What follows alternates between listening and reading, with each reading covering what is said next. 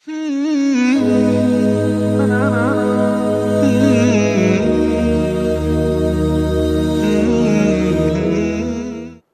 হাওলা ওয়া লা কুওয়াতা ইল্লা বিল্লাহিল আলিয়্যিল আযীম। আউযু বিল্লাহি মিনাশ শাইতানির রাজীম। বিসমিল্লাহির রহমানির রহিম। ওয়া সাল্লাল্লাহু আলা মুহাম্মাদ ওয়া আলা আলিহিত তাইয়্যিবিনাত তাহিরিন আল্লাযীনা আযহাবাল্লাহু আনহুমুর রিজসা ওয়া তাহহারাহুম তাতহীরা। আল্লাহুম্মা সাল্লি আলা মুহাম্মাদ ওয়া আলি মুহাম্মাদ।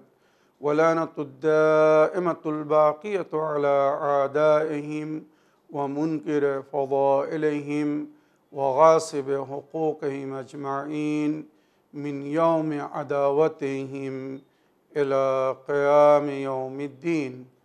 أما بعد يا عباد الله، أوصيكم ونفسي بتقوى الله، فإن التقوى خير الزاد وبها المعاد، وتنفع يوم لا ينفع فيه مال ولا بنون إلا من أتى الله بقلب سليم.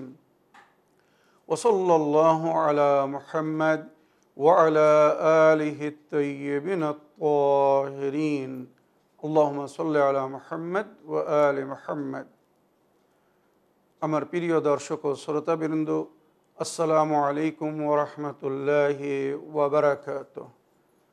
আপনাদের সকলকে আন্তরিক সালাম ও শুভেচ্ছা জানিয়ে আজকের অনুষ্ঠান ইসলাম ইন বাংলায় আপনাদেরকে স্বাগতম জানাই। আশা করি আপনারা যে যেখানে আছেন ভালো আছেন, কুশল ও মঙ্গলে আছেন, সুখে থাকুন, শান্তিতে থাকুন, সমস্ত প্রকারের দুঃখ কষ্ট থেকে মুক্তিতে থাকুন। আল্লাহ রব্বুল আলামিনের কাছে এই কামনা করি। যারা অসুস্থ, আল্লাহ তাদেরকে সুস্থতা দান করুন। যারা ঋণে ভুগছে, আল্লাহ তাদেরকে ঋণ মুক্তি করুন। ওইরূপ যাদের জীবনে কোনো প্রকারের অভাব বা অশান্তি আছে, আল্লাহ রব্বুল আলামিন তাদের সকলের জীবনে সুখ শান্তি দান করুন ও সকলের মনোকামনা আশাকে পূরণ করুন। আমাদের সকলকে সৎ পথে চলার, অসৎ পথ থেকে দূরে থাকার এবং এক অপরকে সৎ উপদেশ দেওয়ার তৌফিক দান করুন। আমরা যেন সত্য বা হক জিনিসকে জেনে শুনে মেনে তার উপরে আমাল করে সেটা অন্যদের সামনে তুলে ধরতে পারি বা সকলের কাছে পৌঁছে দিতে পারি। আল্লাহ রব্বুল আলামিন আমাদেরকে সেই মনোবল ও নেক তৌফিক দান করুন। আমিন ইয়া রাব্বাল আলামিন। এই দোয়ার সঙ্গে আজকের পর্ব শুরু করতে চলেছি। আজও আমি বিনা কোনো ভূমিকায় সরাসরি আপনাদের পাঠানো প্রশ্নের উত্তর দিতে চাই। তাই আসুন দেখি কোথা থেকে কে কি প্রশ্ন করছেন। আসসালামু আলাইকুম, আমি শরীফ শেখ বলছি কলকাতা নিউটাউন থেকে। আশা করি ভালো আছেন, আল্লাহ আপনাকে ভালো রাখুক। ছোট করে আমি বলছি, ঘটনা হচ্ছে কি 1618 যা শোনালেন এটা একটা বিশাল ইতিহাস হয়ে থাকবে। ছোট্ট ছোট্ট প্রশ্ন করলো 10, 12, 20, 100 প্রশ্ন করলেও সেই জিনিস এক জায়গায় একত্রিত না হওয়ার ফলে মানুষ বুঝে উঠতে পারছে না। এটা হওয়াতে খুব ভালো হলো যে আমরা বলতেও পারবো আর মানুষ ধারাবাহিকভাবে শুনবে।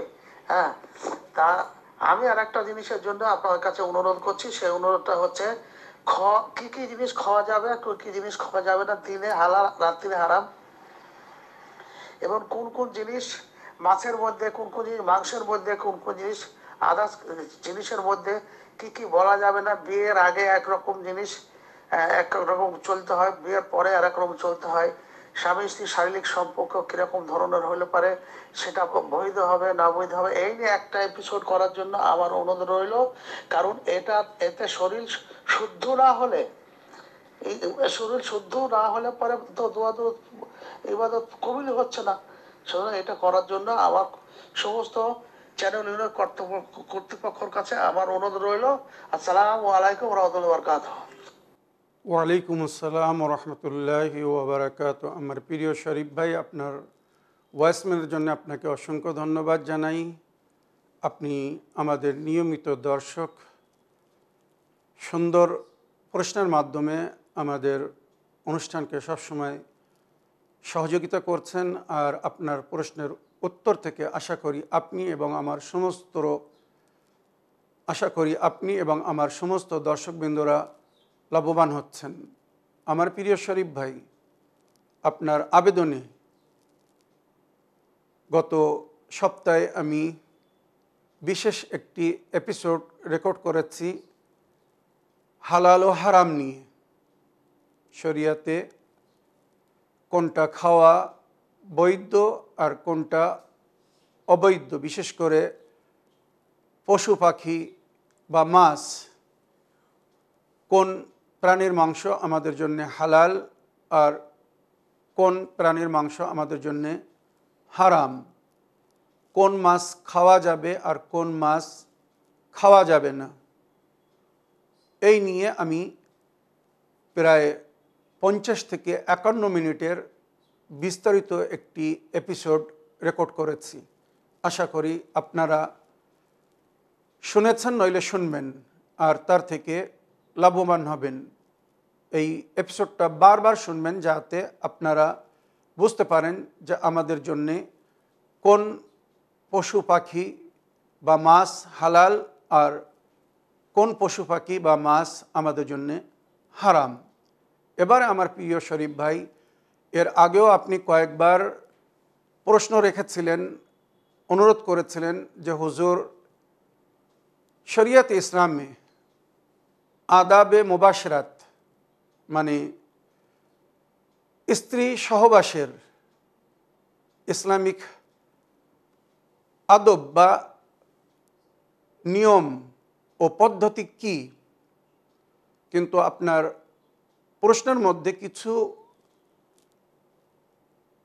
অভিযোগজনক শব্দ বা বাক্য ছিল, যার কারণে হয়তো আমরা সেই সমস্ত অডিও নিয়ে তার উত্তর দিতে পারিনি। তার জন্যে দুঃখিত, কিছু মনে করবেন না। তবে আজকের আপনার অনুরোধকে আমরা আর ইগনোর করতে পারছি না। সুতরাং আপনার অনুরোধ বা দাবিকে রেখে আজকের এই বিশেষ এপিসোডে আমি বলবো যে শরিয়তে ইসলামে স্বামী স্ত্রীর মিলন, স্ত্রী সহবাসের যে ইসলামিক নিয়ম বা পদ্ধতি বলা হয়েছে, কেউ যদি এটাকে ফলো করে, স্বামী স্ত্রী যদি এটাকে ফলো করে, তাদের দাম্পত্য জীবন অতি সুন্দর হবে, তাদের সংসারে সুসন্তান জন্মগ্রহণ করবে এবং আশা করি ওই পরিবার অন্যর জন্যে আইডিয়াল হবে। সুতরাং এখানে আমি কোরআনের আয়াত থেকে আজকের এই বিশেষ এপিসোড শুরু করছি। আল্লাহ রাব্বুল আলামিন বলছেন সূরা রুম আয়াত নম্বর 21, বিসমিল্লাহির রহমানির রহিম, ওয়া মিন আয়াতিহি আন খালাকা লাকুম মিন আনফুসিকুম আজওয়াজান লিতাসকুনু ইলাইহা ওয়া জাআলা বাইনাকুম মুআদ্দাতান ওয়া রাহমা ইন্না ফি যালিকা লাআয়াতিন লিকওমি ইয়াতাফাক্কারুন। আল্লাহ রাব্বুল আলামিনের কুদরতের নিশানি, ওয়া মিন আয়াতিহি আন খালাকা লাকুম মিন আনফুসিকুম আজওয়াজা, তার কুদরতের নিশানি তোমাদের মধ্যে থেকে এক অপরের জন্যে স্বামী স্ত্রী গঠন করেছেন। লিতাসকুনু ইলাইহা, যাতে তোমরা এক অপরের সঙ্গে থেকে, স্বামী স্ত্রী এক অপরের সঙ্গে থেকে শান্তির উপভোগ করে। লিতাসকুনু ইলাইহা মানে পুরুষ নারীর সঙ্গে থেকে যেন শান্তি লাভ করে। মনে রাখবেন, বিয়ের মেন উদ্দেশ্য হচ্ছে এই যে স্বামী স্ত্রী এক অপরের পরস্পে এক অপরের সঙ্গে থেকে যেন শান্তির উপভোগ করে। তাদের জীবনে যদি শান্তি থাকে তো তাদের বিবাহিক জীবন সাফল্য, আর তাদের জীবনে যদি সুখ শান্তি না থাকে তো তাদের জীবন মনে রাখবেন অসম্পূর্ণ। লিতাসকুনু ইলাইহা ওয়া জাআলা বাইনাকুম মুআদ্দাতান ওয়া রাহমা, এবং আল্লাহ বলছেন আল্লাহ তোমাদের মাঝখানে মায়া মহব্বত ভালোবাসা এবং এক অপরের প্রতি রহম মানে হামদর্দি সহানুভূতি রেখেছেন। স্বামী স্ত্রী এক অপরের সুখ দুঃখের সাথী, লাইফ পার্টনার বা জীবন সাথী বলা হয় কেন? শুধু সুখের সাথী নয়, দুঃখেরও সাথী। তারা সুখ দুঃখে এক অপরের সাথে থাকে, এক অপরের পাশে থাকে, এক অপরের জন্যে তারা সহানুভূতি জানায়, এক অপরের দুঃখ কষ্টকে নিজের দুঃখ কষ্ট মনে করে। তাই ওই জন্য বলা হয়েছে জীবন সাথী বা শরীকে হায়াত। জাআলা বাইনাকুম মুআদ্দাতান ওয়া রাহমা, আল্লাহ তোমাদের মাঝখানে অর্থাৎ স্বামী স্ত্রীর মাঝখানে ভালোবাসা রেখেছেন এবং সহানুভূতি রেখেছেন। ইন্না ফি যালিকা লাআয়াতিল লিকাওমিন ইয়াতাফাক্কারুন, এর মধ্যে নিশানি আছে, রাজ রহস্য আছে তাদের জন্যে যারা বুদ্ধিজীবী। বুদ্ধিজীবী কম বা জাতের জন্যে এর মধ্যে বড় রহস্য লুকিত। স্বামী স্ত্রীর সম্পর্ক যদি কেউ বুঝতে চায় তো কোরআনে তাদের জন্য বলা হয়েছে হুন্না লিবাসুল লাকুম, নারীরা পুরুষের জন্যে পোশাকের মতো, বা পুরুষ নারীর জন্যে মানে স্বামী স্ত্রী এক অপরের জন্যে পোশাকের মতো। পোশাক যেমন শরীরের সঙ্গে জড়িয়ে থাকে, আর পোশাক সম্মানের রক্ষা করে। পোশাক দিয়ে মানুষ নিজের লজ্জাস্থানকে ঢাকে। কত সুন্দর উদাহরণ দিয়েছে কোরআন যে নারী পুরুষ এক অপরের জন্য পোশাকের মতো, মানে এক অপরের জন্য সুসম্মানের কারণ হবে, এক অপরের সম্মানকে তারা ঢেকে রাখবে, কেউ কারোর সম্মানকে আঘাত করবে না, প্রকাশ করবে না। চিন্তা করুন কত সুন্দর উদাহরণ দেওয়া হয়েছে নারী পুরুষের সম্পর্ককে, স্বামী স্ত্রীর সম্পর্ককে। তারা এক অপরের জন্য পোশাকের মতো। মানুষ যদি বস্ত্রহীন হয়, নারী হোক আর পুরুষ, সে লজ্জিত হবে, অন্যদের নজরে সে তুচ্ছ হয়ে যাবে। ওইরূপ স্বামী স্ত্রী যদি এক অপরের সম্মানকে রক্ষা না করে তো মনে রাখবেন তাদের জীবন তুচ্ছ হয়ে যায়, তাদের দিকে লোক তাকাতে চায় না। তাই স্বামী স্ত্রীর জন্য বলা হচ্ছে তোমরা এক অপরের সম্মানের রক্ষা করো, এক অপরের খেয়াল রেখো, এক অপরকে ভালোবেসো, মায়া মহব্বত এবং সহানুভূতির সঙ্গে জীবনযাপন করো। এই ভূমিকা কেন বললাম? কেননা কিছু লোকেরা মনে করে যেমন পশু পাখিরা যৌন সম্পর্ক গড়ে, তাদের মধ্যে মিলন হয়, ওইরূপ নারী পুরুষ শুধু মিলনের জন্যে বা শারীরিক শান্তি উপভোগের জন্যে না। যদি মনের মিল না হয়, আদর্শের মিল না হয়, বিচারধারার মিল না হয় তো মনে রাখবেন এই শারীরিক মিল বা মিলন কোনো অর্থ রাখে না। রুহের মিলন, অন্তরের মিলন আসল মিলন। তো স্বামী স্ত্রী এক অপরের সঙ্গে যেন আন্তরিক মনোমিল রাখে। যখন আন্তরিক মনোমিল রাখবে তো এক অপরের দুঃখ কষ্টকে অনুভব করবে এবং এক অপরের তেমন জীবনসাথী হবে যেমন জীবনসাথীকে পেয়ে এক অপর শান্তির অনুভব করে বা শান্তি লাভ করে, যার জিকির এই আয়াতের মধ্যে হয়েছে লিতাসকুনু ইলাইহা। স্বামী যেন তার স্ত্রীর সঙ্গে থেকে শান্তির উপভোগ করে। তো তাদের মধ্যে যদি মনোমিল হয়, মায়া মহব্বত সহানুভূতি হয়, তাদের জীবন স্বর্গ হয়ে যায়। আর স্বামী স্ত্রীর মধ্যে যদি মনোমিল না হয়, তাদের মধ্যে যদি মায়া মহব্বত সহানুভূতি না থাকে, কথায় কথায় যদি মতভেদ করে আর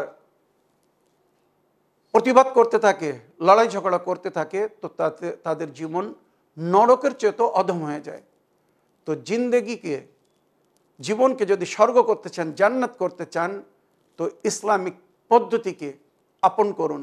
আশা করি আপনাদের মধ্যে মনোমিল থাকবে এবং আপনাদের জীবন তেমন হবে যেমন স্বামী স্ত্রী আশা রাখে। এবারে আমি আদাবে মুবাশশারাত বলতে যাচ্ছি, যেটা ইসলামিক শরিয়াতে উল্লেখ হয়েছে। ভালো করে মন দিয়ে শুনবেন। যে কথাগুলো বলতে যাচ্ছি সমস্ত নারী পুরুষ, বিশেষ করে যুবক বা যুবতীদের জানার প্রয়োজন আছে, আরও বিশেষ করে তাদের যাদের বিবাহ হয়ে গেছে। বিবাহিত জীবনে এই সমস্ত জিনিসগুলো অর্থ রাখে। এগুলোকে যদি ফলো করা হয়, মেনটেন করা হয়, জীবন সুন্দর হয়। আর এইগুলোকে যদি মেনটেন না করা হয়, মনে রাখবেন আপনাদের জীবনে তো শান্তি হয়তো নাও থাকতে পারে, আর এর প্রভাব আপনার বাচ্চাদের ওপরেও পড়বে। মা বাপের ভুলের শাস্তি বা সাজা অনেক অনেক সময় বাচ্চারা পায়। তো নিজের হনেওয়ালা যারা এখনো দুনিয়ায় আসেনি, আসবে, সেই বাচ্চাদের সঙ্গে অন্যায় করবেন না, অবিচার করবেন না। আপনাদের ভুলের সাজা বা শাস্তি যেন তারা না পায়। তাই এই ইসলামিক পদ্ধতিকে ফলো করতে হবে। স্বামী স্ত্রীর মিলন, যাকে সহবাস বলা হয়, স্ত্রী সহবাসের মধ্যে কিছু জিনিস সুন্নত বা মুস্তাহাব, আর কিছু জিনিস আছে মাকরুহ, অর্থাৎ যেটা করতে মানা করা হয়েছে। সুতরাং আদাবে মুবাশশারাত, মুস্তাহাব্বাত ও মাকরুহাতে মুবাশশারাত, স্বামী স্ত্রীর মধ্যে যখন মিলন হবে তো এই সমস্ত জিনিসকে মনে রেখে ফলো করতে হবে। 1 নম্বর, মুবাশশারাত কা ওয়াক্ত গহরি রাত হো তো বেহতর है। স্বামী স্ত্রীর সম্পর্কের, শারীরিক সম্পর্কের সময় যত গভীর রাত্রে হবে তত উত্তম। মনে রাখবেন, মুবাশশারাত কা ওয়াক্ত গহরি রাত में हो तो बेहतर है। যত গভীর রাতে হবে তত উত্তম। खलवत हो तो दिन में भी मुबाशरत कर सकते हैं। যদি নীরবতা থাকে, গোপন জায়গা, গোপন ঘর, গোপন রুম, কামরা, যেখানে কেউ আপনাদের আওয়াজ শুনবে না, কেউ দেখবে না, যদি এমন হয় তো দিনের বেলাও সম্পর্ক গড়তে শরিয়াতে নিষেধ করা হয়নি। দিনের বেলাও সম্পর্ক গড়তে পারে স্বামী স্ত্রী, মনে রাখবেন। তবে শর্ত হচ্ছে যেন সেখানে কেউ তাদেরকে না দেখে বা তাদের কথা না শুনে। এটা ইসলামিক আদব। 2 नंबर, मुबाशरत से पहले मियाँ बीवी दोनों का हालत तहारत में होना बेहतर है। স্বামী স্ত্রীর সম্পর্কের আগে, শারীরিক মিলনের আগে বা বাসর ঘরে যাওয়ার আগে, বিশেষ করে বলা হয়েছে বিয়ের পরে যখন প্রথম স্বামী স্ত্রীর মিলন হয় তো বাসর ঘরে যাওয়ার আগে তারা যেন ওযু করে পবিত্র অবস্থায় বাসর ঘরে যায়।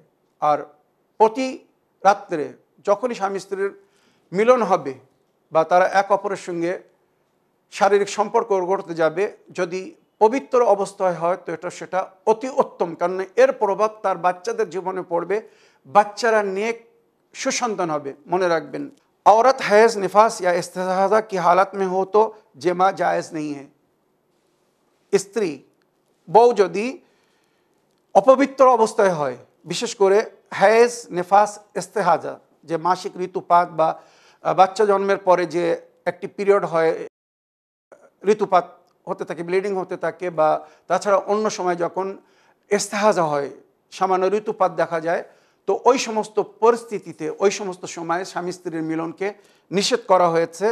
কেননা ওই সময় যদি বাচ্চা জন্ম নেয় তো মনে রাখবেন ওই বাচ্চার মধ্যে অনেক দোষ ত্রুটি হবে। আর তার মধ্যে সবচেয়ে বড় দোষ ত্রুটি হচ্ছে ওই বাচ্চা হয়তো আহলে বায়তের চরম শত্রু হবে।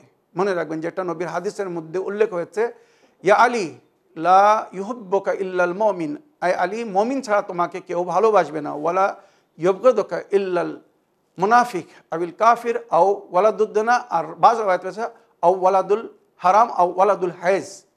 হাইজের অবস্থায় যদি কোনো বাচ্চা জন্ম নেয় সে আলীর শত্রু হবে, আহলে বায়তের শত্রু হবে। তো হাইজ নেফাজ ইস্তেহাজার অবস্থায় স্বামী স্ত্রীর মধ্যে যেন কোনো প্রকারের शारीरिक मिलन ना हो। तृतीय, मुबाशरत से पहले ये दुआ पढ़े ताकि शैतान शरीक कार ना हो और औलाद सालेह और नेक हो। मिलनेर आगे सहबासेर आगे এই দোয়াটা পড়তে বলা হয়েছে যাতে শয়তান কোনো প্রকারের মুদাখালাত না করতে পারে, শয়তানের যেন কোনো অংশ না থাকে তাদের জীবনে। বিশেষ করে শয়তান যদি তাদের সঙ্গে শরিক হয়ে যায়, এগুলো কিন্তু খুব আধ্যাত্মিক কথা, খুব ইরফানি কথা। স্বামী স্ত্রী যদি হালাল পানাহার না করে, স্বামী স্ত্রী যদি অপবিত্র অবস্থায় থাকে, তো শয়তান তাদের নিকটে যায়, আর যখন তাদের মিলন হয় সেই সঙ্গে শয়তানও তাদেরকে স্পর্শ করে, যার কারণে তার প্রভাব তাদের সন্তানের উপরে পড়ে। মনে রাখবেন। তো তার থেকে যদি বিরত থাকতে চান তো পবিত্রতা অর্জন করবেন, আর এই দোয়া পড়ে তারপরে স্বামী স্ত্রীর যেন মিলন হয় বা স্বামী স্ত্রী সহবাস করে। বিসমিল্লাহে ওয়াবিল্লাহে আল্লাহুম্মা জান্নিবনি শাইতানা মা রাযাকতানি। মাওলা আলী আলাইহিস সালাম বিশেষ করে এই দোয়া পড়ার পরে মিলন বা সহবাস করতে বলেছেন। বিসমিল্লাহে ওয়াবিল্লাহে আল্লাহুম্মা জান্নিবনি শাইতানা মা রাযাকতানি, অর্থাৎ আল্লাহর নাম নিয়ে আমি এই কাজটা করছি, আল্লাহর সহযোগিতায়, আল্লাহর মদদ ও তার তৌফিকে সে যদি এই সুন্দর জীবন না দান করত তো আজ হয়তো আমাদের এই মিলন হতো না। তো আল্লাহর নামের নিয়ে, আল্লাহর নাম নিয়ে বা আল্লাহর সহযোগিতায় এই কাজটা করতে যাচ্ছি। আল্লাহ শয়তান থেকে আমাদেরকে রক্ষা করো, বাঁচিও। বিশেষ করে আমাদের যে সন্তান দান করবে শয়তানের তার ওপরে যেন কোনো প্রভাব না পড়ে। चतुर्थ, दिल ही दिल में दुआ मांगे कि अल्लाह मुझे नेक सालेह औलाद दे। मिलনের সময় স্বামী স্ত্রী উভয়ে মনে মনে দোয়া করবেন, আল্লাহ আমাদেরকে সুসন্তান দান করবেন, নেক ও সালেহ সন্তান দান করবেন। মনে রাখবেন এই সমস্ত জিনিস খুব সুন্দর, যেটা ইসলামিক পদ্ধতিতে লেখা হয়েছে। এবারে খুব গুরুত্ব দিয়ে শুনবেন। पीर मंगल, पंचम पीर मंगल जुमेरात और जुमे की रातों में जमा मुस्ताहब है। सोमवार, मंगलवार, बृहस्पतिवार और शुक्रवार रात्रे स्वामी स्त्रीर मिलन के सुन्नत बा मुस्ताहब बला হয়েছে। जुमेरात को दोपहर से पहले और जुमे को असर के बाद जमा मुस्ताहब है। ओइरूप बृहस्पतिवारे दोपहरेर आगे और शुक्रवारे আসরের পরে স্বামী স্ত্রীর মিলনকে সুন্নাত বা মুস্তাহাব বলা হয়েছে।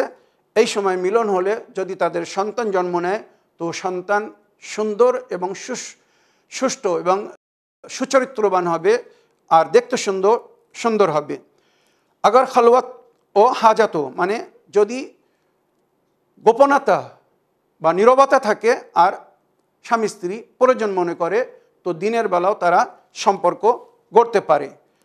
इसी तरह शब अव्वल माह रमजान मुस्ताहब है। रमजान मासेर चाँद रात्रे प्रथम तारीखेर रात्रेও স্বামী স্ত্রীর মিলনকে মুস্তাহাব বলা হয়েছে, কারণ রমজান মাসে রাতের বেলা স্বামী স্ত্রীর মিলন থেকে বিরত থাকতে বলা হয়েছে, কেননা সকালের আজানের আগে তাদেরকে গোসল করে পবিত্র হয়ে যেতে হবে, নইলে তাদের রোজা হবে না, তাই অ্যাভয়েড করতে বলা হয়েছে। আর ওই জন্যে রমজান মাসের চাঁদ রাতের মিলনকে মুস্তাহাব করা হয়েছে বা সুন্নত করা হয়েছে। এবারে আগে মকরুহাত বা নিষেধ শুনুন, যেগুলো করতে বলা হয়েছে শুনলেন। এবারে শুনুন। जब औरत व मर्द मियाँ बीवी की ख्वाहिश हो तो मिल सकते हैं, मगर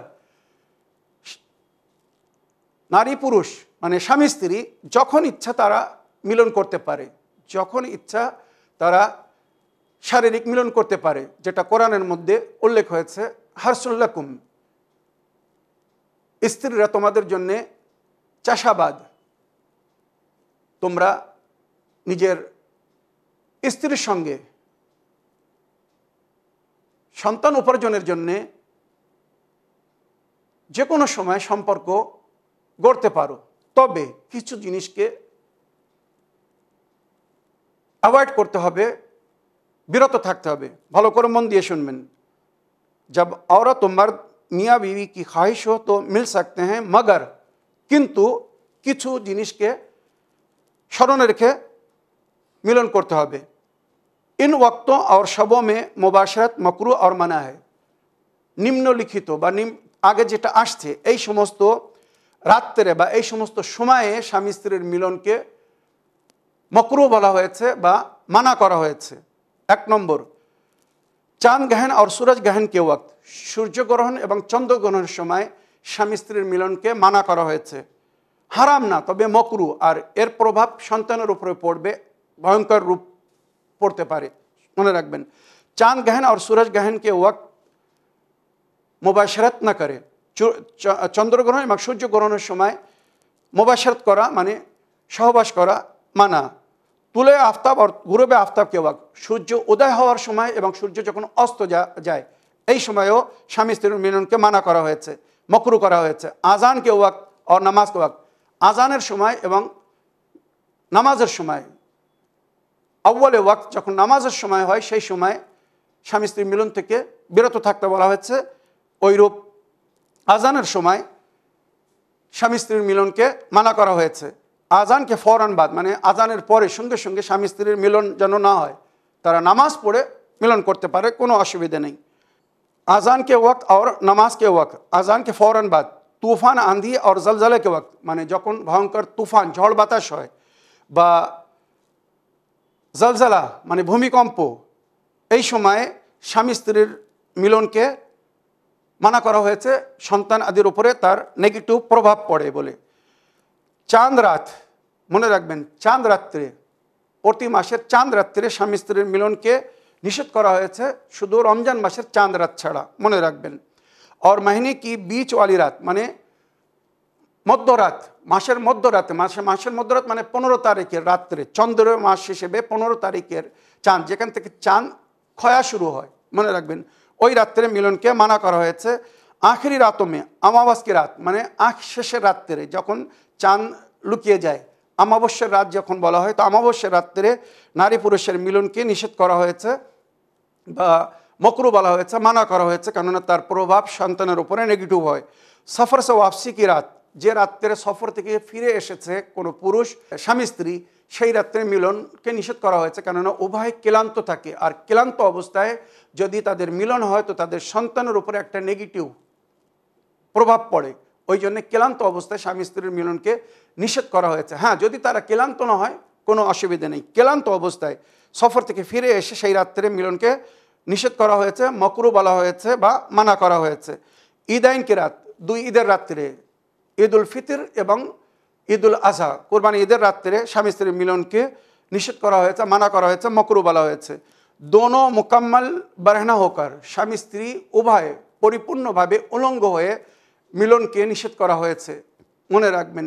সন্তানরা বেহায়া হয়, নির্লজ্জা হয়, মনে রাখবেন। আরও অনেক কারণ বলা হয়েছে, বিশেষ করে চাদরের নিচেই যদি মিলন হয় তো সেটাই অতি উত্তম।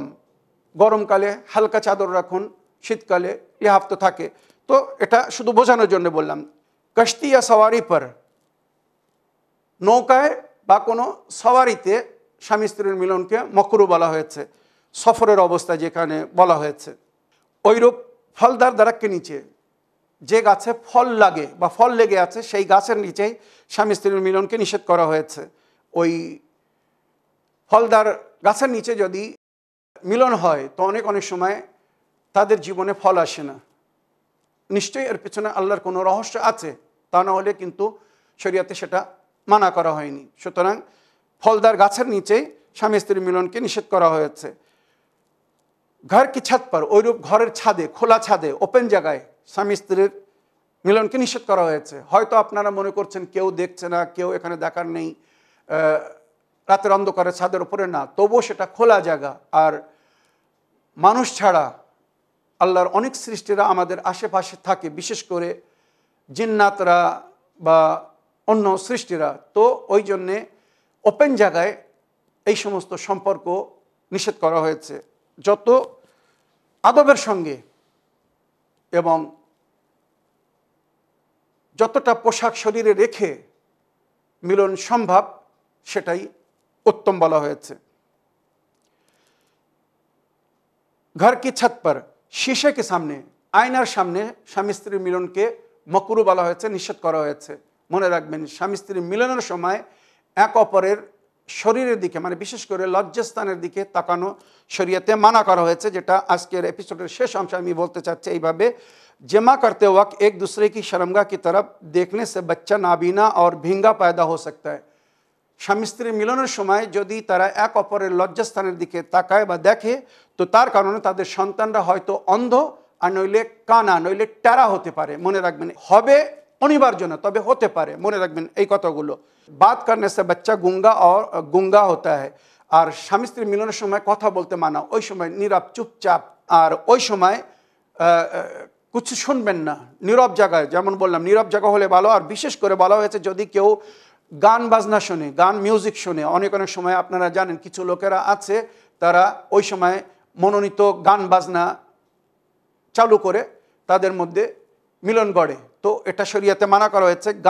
গানা মিউজিক গীবাত বা হারাম জিনিস শুনতে মানা করা হয়েছে।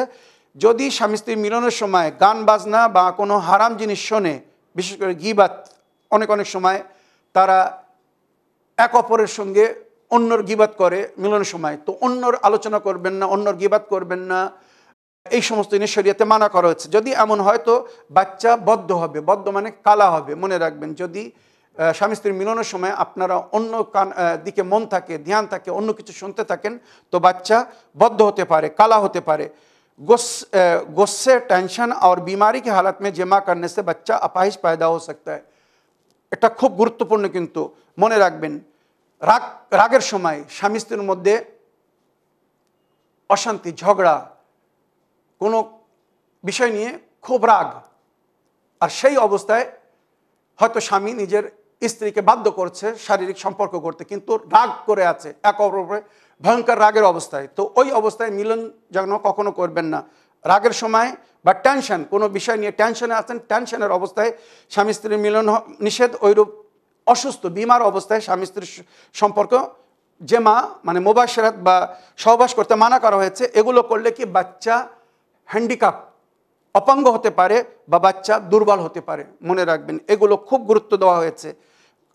রাগের সময়, টেনশনের সময় আর অসুস্থ অবস্থায় স্বামী স্ত্রী যেন এক অপরের সঙ্গে মিলন না করে। এবারে শেষে নোট মোলাহেজা হিসাবে কিছু কথা বলছে, ভালো করে মনে রাখবেন। গোসল ফরজ হতো जितनी जल्दी मुमकिन हो গোসল करके पाक हो जाए।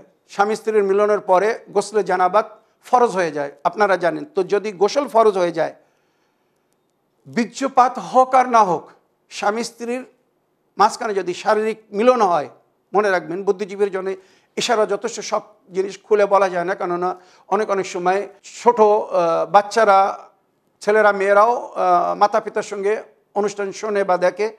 তো গোসল ফরজ হয়ে গেলে সঙ্গে সঙ্গে এক অপরকে গোসল করতে হবে। আর বিশেষ করে যদি বীর্যপাত হয়, কেন ওই অপবিত্র অবস্থায় উস হালাত মে খানা পিনা মকরু হয়। যখন গোসল ফরজ হয়ে যায় সেই অবস্থায় পানাহার করা মকরু। আর গোসলে জানাবাত যদি কারোর উপরে ফরজ হয়ে যায়, স্বামী স্ত্রীর মিলনের পরে বা বীর্যপাতের পরে গোসলে জানাবাত করতে হয়, যে ওই গোসলে যদি কেউ দেরি করে, তো মনে রাখবেন কেউ যদি গোসল না করে পানাহার করে, তো এক তো মকরু, দ্বিতীয় শরীরে সাদা দাগ হতে পারে, পাখর দাগ। অনেক সময় আগে পাখর দাগ থাকে না, বিয়ের আগে হয়তো কোনো পাখরের দাগ ছিল না, বিয়ের পরে যখন অপবিত্র অবস্থায়, নাজিস অবস্থায় গোসল ফরজ ছিল, গোসল না করে যদি পানাহার করে, তো মনে রাখবেন শরীরে সাদা দাগ ভেসে উঠবে। শরীরে সাদা দাগ হবে, চেহারার উপরে, হাতের উপরে, বুকের উপরে, পায়ের উপরে সাদা দাগ উঠবে, যেটা দেখতে বিশ্রী লাগে। তো মনে রাখবেন অপবিত্র অবস্থা, ওই অবস্থায় কিছু পানাহার করবেন না। যদি অতি প্রয়োজন হয়, খুব খিদা লাগে, তো কমস কম অজু করে নেবেন, হাত মুখ ধুয়ে নেবেন, অজু করে নেবেন, যাতে ওই কারাহিয়াত দূর হয়ে যায়। খানা খানে কে ফৌরান বাদ ভরে পেট জমা না করে। খাওয়ার পরে সঙ্গে সঙ্গে যখন উভয়ের পেট ভরে থাকে, স্ত্রী বা স্বামী, ভরো পেট অবস্থায় কখনো সহবাস করবেন না। इससे पेट बाहर आ जाता है, এর কারণে ভুঁড়ি বাহির হয়ে যায়, তো পেট মোটা হয়ে যায়। उसी तरह शदीद भूख की हालत में जमा ना करे, इससे जिस्म कमज़ोर हो जाता है। যখন খুব ক্ষুধা লাগবে, ক্ষুধার অবস্থায় সহবাস করবেন না। এটা করলে কিন্তু শরীর দুর্বল হয়ে যায়, হাড় কমজোর হয়ে যায়, জোড়ে জোড়ে ব্যথা শুরু হয়ে যায়, কোমরে বা হাঁটুতে ব্যথা শুরু হয়ে যায়, আর ওই রূপ শরীরে অনেক দুর্বলতার সৃষ্টি হয়।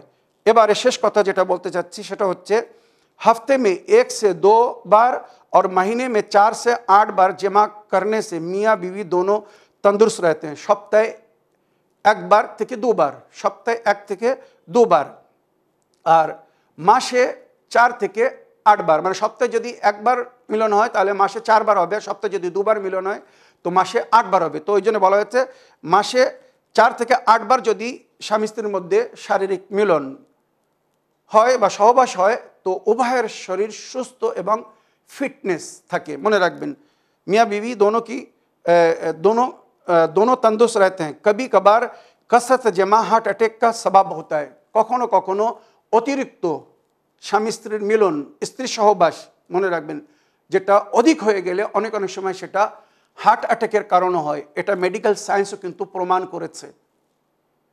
এর পিছনে অনেক কথা আছে যেগুলো এখন আর বলতে পারছে না, সময় শেষ হয়ে যাচ্ছে বলে। সুতরাং এটাকে ইসলামিক পদ্ধতির মধ্যে নিয়ন্ত্রণ করে কন্ট্রোল করতে হবে। আর যে ইসলামিক আদাবে মুবাশশারাত বা সহবাসের যে সুন্দর নিয়ম, কিভাবে কোন দিনে কখন শারীরিক মিলন উত্তম, কি অবস্থায় উত্তম, আর কখন কোন সময় কোন দিনে মানা করা হয়েছে, কি অবস্থায় মানা করা হয়েছে, এইগুলো যদি ফলো করা হয় তো পারিবারিক জীবন অতি উত্তম হবে, সুন্দর হবে। স্বামী স্ত্রীর মধ্যে কখনো অশান্তি হবে না। আল্লাহ রাব্বুল আলামিনের দয়া ও তার কৃপার বর্ষণ তাদের উপর হতে থাকবে। আর ওইরূপ তাদের সন্তানও সুন্দর হবে, দেখতেও সুন্দর হবে, চরিত্র সুন্দর হবে, ব্যবহারও সুন্দর হবে, তাদের জীবনও সুন্দর হবে। যার সম্পর্কে কোরআনের আয়াতে আমরা সবসময় দোয়া করি বা বলি রব্বানা হাবলানা মিন আজওয়াজিনা ওয়া যুররিয়াতিনা কুররাতা আয়ুনিন ওয়াজআলনি লিল মুত্তাকিনা ইমামা। আল্লাহ আমার বউ বাচ্চাকে আমার নয়নতারা করবে, আমার চোখের শান্তি করবে। তো এটা কখন হবে? যখন ইসলামিক পদ্ধতির মধ্যে এই সমস্ত কিছু হবে। আশা করি আমার প্রিয় শরীফ ভাই আপনার প্রশ্নের উত্তরে যে এই বিশেষ এপিসোড রেকর্ড করলাম, আপনি এবং আমার সমস্ত দর্শকবৃন্দরা এর থেকে লাভবান হবেন। আর ইসলামিক মিলন বা ইন্টারকোর্সের যে এই পদ্ধতি এটাকে ফলো করে চলার চেষ্টা করবেন। সমস্ত যুবক যুবতীদের কাছে অনুরোধ, বিয়ের আগে এটা ভালো করে শুনবেন। আর যাদের বিয়ে হয়ে গিয়েছে তাদের কাছে অনুরোধ, আপনারা এই এপিসোড বারবার শুনবেন যাতে সঠিকভাবে আপনাদের জীবন আগে বাড়ে এবং পারিবারিক কোনো অশান্তি না হয়। আর মাতা পিতার ভুলের কারণে সন্তানের ওপরে যেন তার কোনো নেগেটিভ প্রভাব না পড়ে। এই বলে আমার আজকের বক্তব্য এখানে শেষ করলাম। ওয়া আখিরু দাওয়ানা আলহামদুলিল্লাহি রাব্বিল আলামিন। ওয়াসসালামু আলাইকুম ওয়া রাহমাতুল্লাহি ওয়া বারাকাতুহু।